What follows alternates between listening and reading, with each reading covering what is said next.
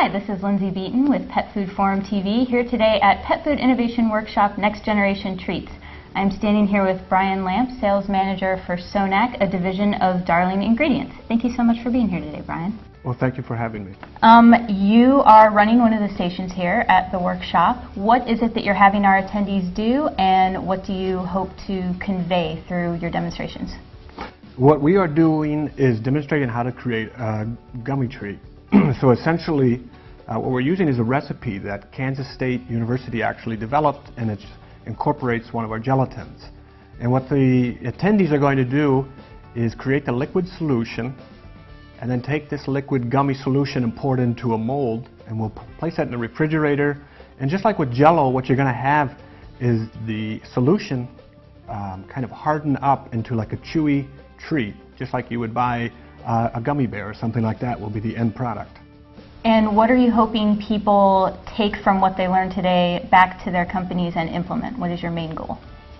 I think our main goal here is to, because we are a producer of gelatin, we want to give them some additional information. Besides the demonstration, we're going to give them some additional information about gelatin, which we hope will give them some ideas and kind of, let's say, stimulate their imaginations to develop new products containing our product, of course.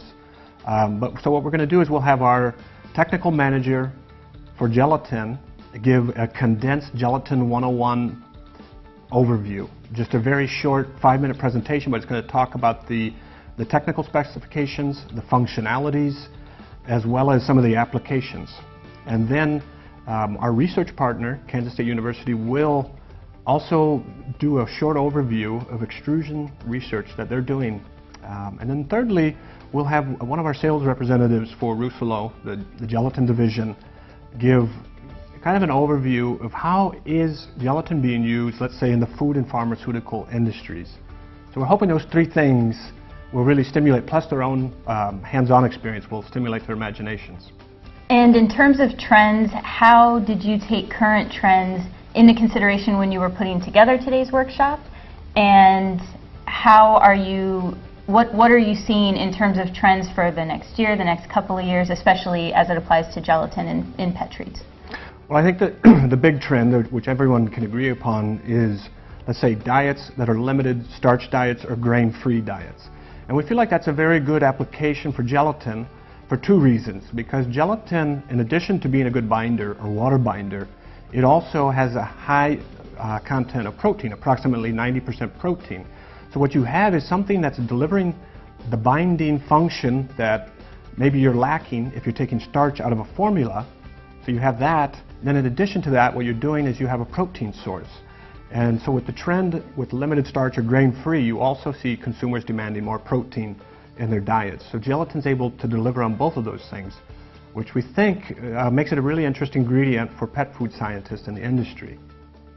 So what is it about Darling Ingredients that separates it from other ingredient companies? How does your focus differ, or what is it that you excel in? The two main things that stick out to me that would differentiate us from other companies would be the breadth of our portfolio. We have a lot of ingredients, whether it's proteins, fats, or minerals. We have all the species that you can think of practically. You have to come out to our booth and talk with one of our representatives or look at our brochures there. It's really interesting the amount of products that we have. So I think that's one of the things that differentiates us.